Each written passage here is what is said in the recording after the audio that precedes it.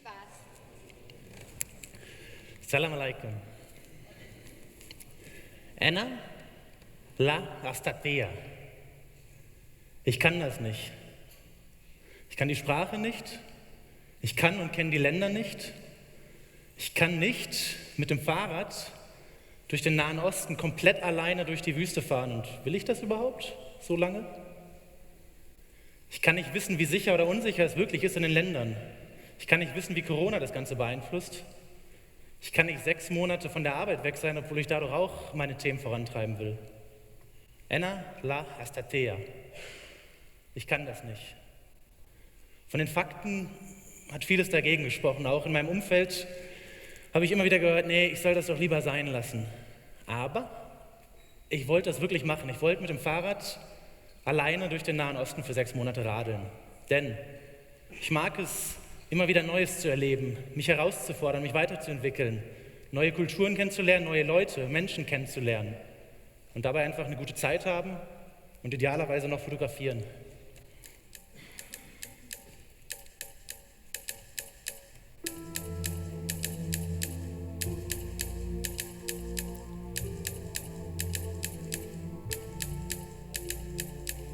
Der Tag ist alles außergewöhnlich und leider gibt's auch kein Problem. Ich sehe mir heute verdammt ähnlich und irgendwie finde ich das auch schön.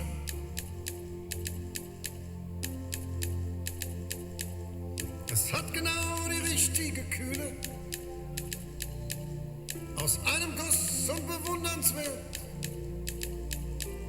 Es ist die Stille der Gefühle, ein lauer Sommer, der durch mich fährt. Ein lauer Sommer, der durch mich fährt. Und du denkst, dein Herz schwappt dir über, fühlt sich vom Sentiment überschwemmt.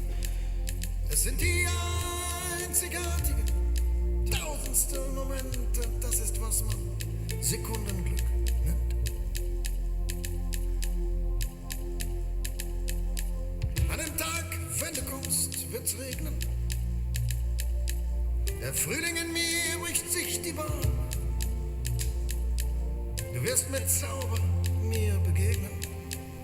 Und auf Verdacht lass ich das Licht schon mal an.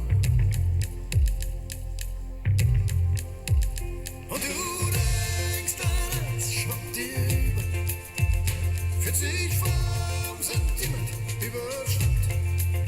Es sind die einzigartigen tausendste Momente, das ist, was man Sekundenglück nennt.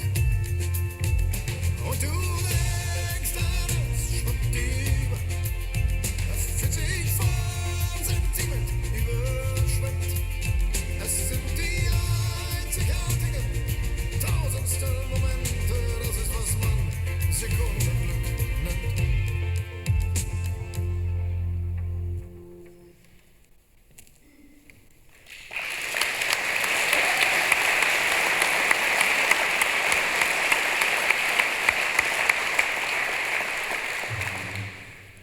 5 Länder, 7000 Kilometer und 2 Millionen Pedalumdrehungen später weiß ich, es ist möglich, ich kann das und es war saugeil. Ich bin in die Türkei geflogen, nach Kappadokien und bin von da aus dann in den Südosten der Türkei, das kurdische Gebiet, entlang geradelt, war dann in Jordanien, den Jordan Bike Trail von Nord nach Süd, dann fast 3 Monate im hochspannenden Saudi-Arabien, bevor ich nach Ägypten ging. Ihr seht nicht ganz so viele Kilometer, dafür aber ganz viele Coronaviren und viele Krankheitstage. Und zum Abschluss bin ich dann nochmal in den Iran und habe den ein Stück weit gesehen. Ihr wundert euch vielleicht, warum ich hier in Ulm auf unserem Entwicklungsworkshop in dieser schönen saudi-arabischen Thope stehe. Hätte mir das jemand vor 1,5 Jahren gesagt, ich hätte ihn für verrückt erklärt. Offensichtlich hat die Reise was mit mir gemacht. Das Lied, das ihr gerade gehört habt von dem von mir sehr geschätzten Herbert Grönemeyer, heißt Sekundenglück. Und Und ich hatte super viele tolle, schöne Momente und auch viele Fotos davon. Aber glaubt mir, dazwischen habe ich brutal gekämpft. Gekämpft mit den Widrigkeiten und Schwierigkeiten, Herausforderungen, was Neues halt so mit sich bringt. Und darüber möchte ich heute in dem Vortrag mit euch sprechen, wie mein Mindset, meine Einstellung, meine Haltung mir geholfen hat, dabei umzugehen. Auf diesen 2 Millionen Pedalumdrehungen ist mir einiges deutlich bewusster geworden. Ich habe viel gelernt über Vertrauen, über das Scheitern und über Mut. Vertrauen. Auch das hat für mich 3 Facetten. Vertrauen in mich. Ich bin total happy, dass ich hier heute für euch auf dieser Bühne stehen darf. Und ja, ihr seid wahrscheinlich nicht überrascht, dass ich mir das zutraue.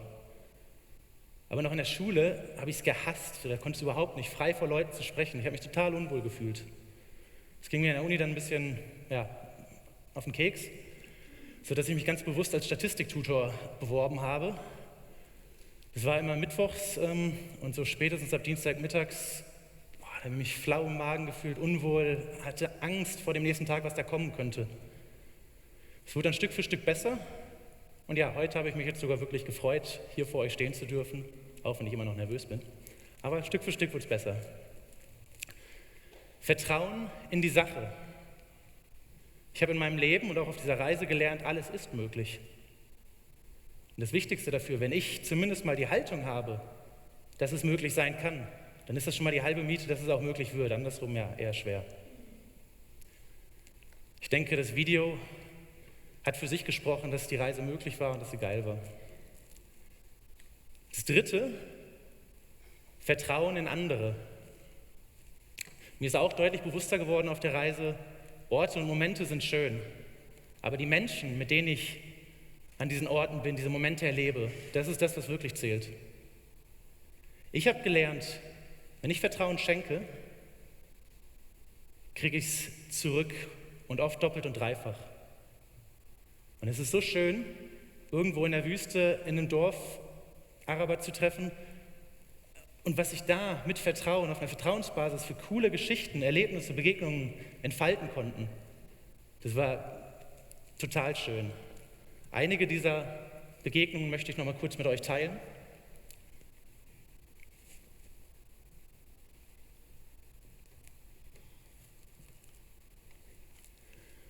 Bevor ich eine Begegnung jetzt etwas genauer erkläre, die für mich mit Vertrauen zu tun hat, und ich muss immer noch schmunzeln, wenn ich daran denke. Und was seht ihr hier?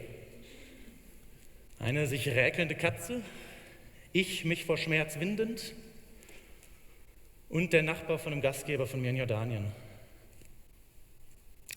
Nach circa 3 Monaten, vielen Kilometern in der Hitze, im Zelt, nicht immer die beste Hygiene, in den Fahrradschuhen, hatte ich eine Entzündung am Fuß. Die wurde immer eitriger und in Madaba bei meinem Gastgeber meinte der, hey, oben wohnt ein Kinderarzt, klopf doch da mal an. Halbe Stunde später wurde ich gefragt, jo, ich bin bereit, kann ich dich jetzt narkotisieren? Huf. Das ging schnell. Was hättet ihr gemacht? Ich habe mich bewusst entschieden, ihm zu vertrauen. Und okay, er hat mich auch ein bisschen auf den Arm genommen. Es ging nicht darum, mich K.O. zu setzen, sondern lokal meinen Fuß zu betäuben. Und das waren viele Spritzen, hat trotzdem sau wehgetan. Aber eine Stunde später war es wieder gut und am nächsten Tag konnte ich wieder aufs Rad, war voll einsatzfähig.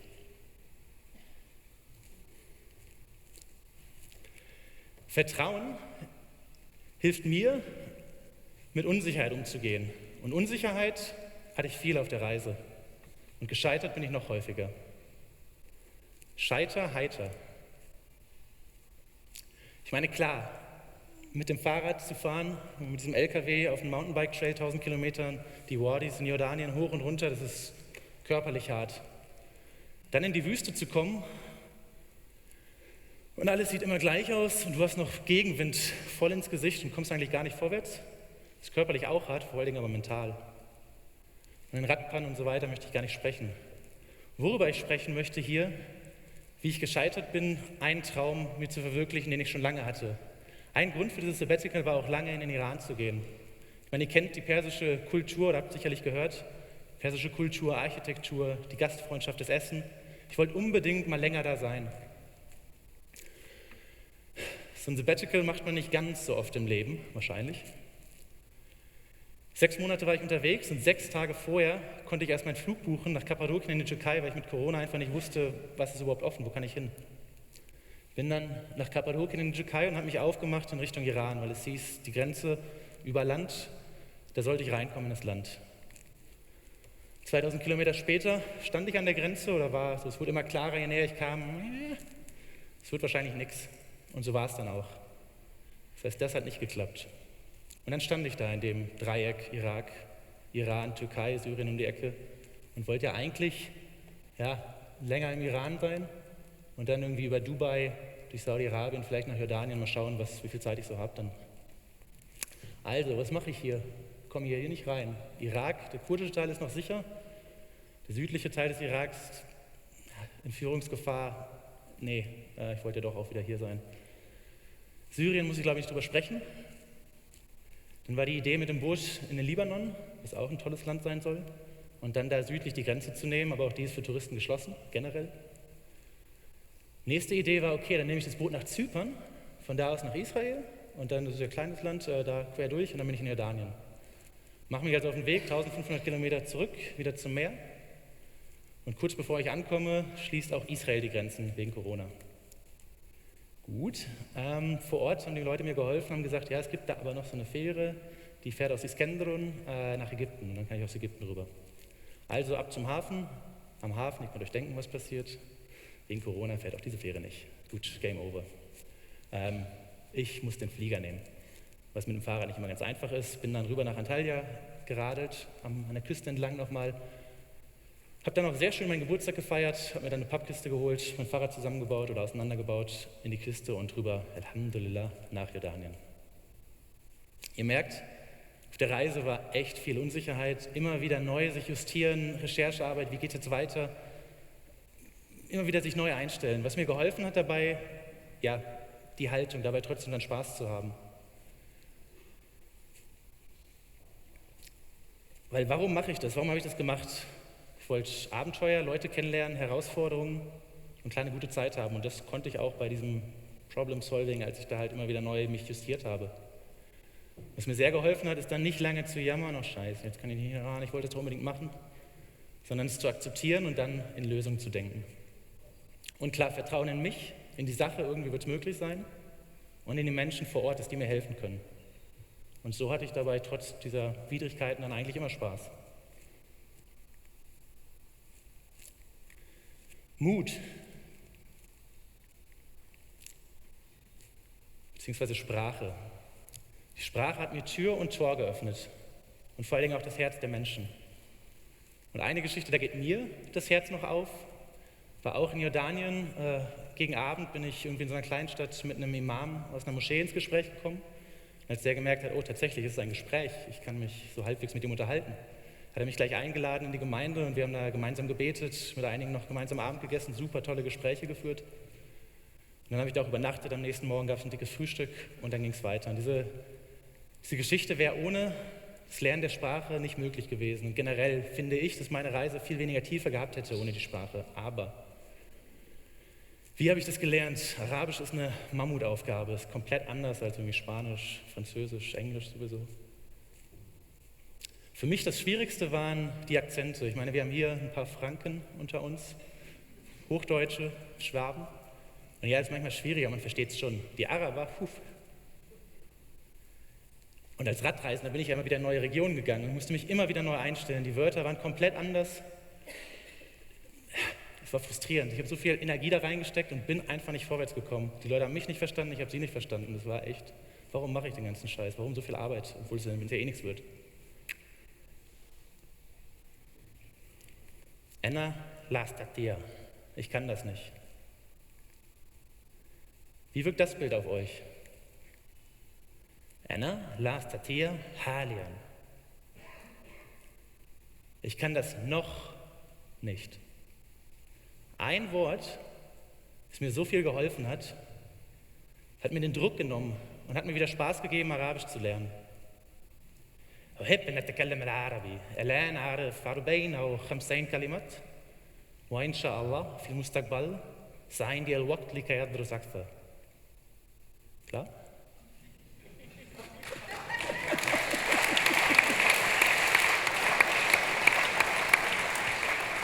Also ich liebe es, Arabisch zu sprechen. Ich habe ungefähr 400-500 Wörter, die ich kann. Und hoffentlich, inshallah, so Gott will, habe ich in der Zukunft mehr Zeit, auch weiter daran zu arbeiten, es zu lernen. Denn ja, ich konnte Arabisch gar nicht, als ich aufgebrochen bin. Kann es jetzt immer noch nicht wirklich, bin aber deutlich, deutlich weiter und happy damit, wie weit ich gekommen bin. Ich kann das noch nicht. Ein Wort, das Mut bedarf. Wenn ich sage, ich kann das nicht, dann kann ich es halt nicht. Ist ja nicht mein Problem, ist ja nicht meine Schuld, dass ich es nicht kann. Wenn ich sage, ich kann das noch nicht, dann ergeben sich Möglichkeiten. Ich schaffe mir die Möglichkeit, in Lösungen zu denken, in Möglichkeiten zu denken. Ich übernehme Verantwortung dafür. Ich kann es noch nicht, aber ich kann es ja lernen. Ich stelle mich der Aufgabe. Und das ist mutig. Vertrauen, Scheitern, Mut. 3 Dinge, die ich auf 7000 Kilometern auf meiner Radreise gelernt habe. Aber was hat das jetzt mit meiner Thope zu tun? Ich habe am Anfang der Reise ein paar klassische Touristen gesehen, sonnenverbranntes Gesicht und irgendwie so ein arabisches Kleidungsstück auf dem Kopf oder irgendwie angehabt. Und weiß nicht, auf mich hat das so affig, falsch, kulturelle Aneignung fast gewirkt. Also irgendwie, hat sich nicht gut für mich angefühlt, das anzuschauen. Und er hat mir gesagt, nicht für mich, das mache ich auf keinen Fall. Es hat 3 Monate auch gut funktioniert, bis ich dann in Saudi-Arabien bei Abdul Karim zu Gast war. Super Typ, sehr penetrant. Und er war überzeugt, dass mir so eine Thope gut stehen würde und wollte mir unbedingt eine kaufen.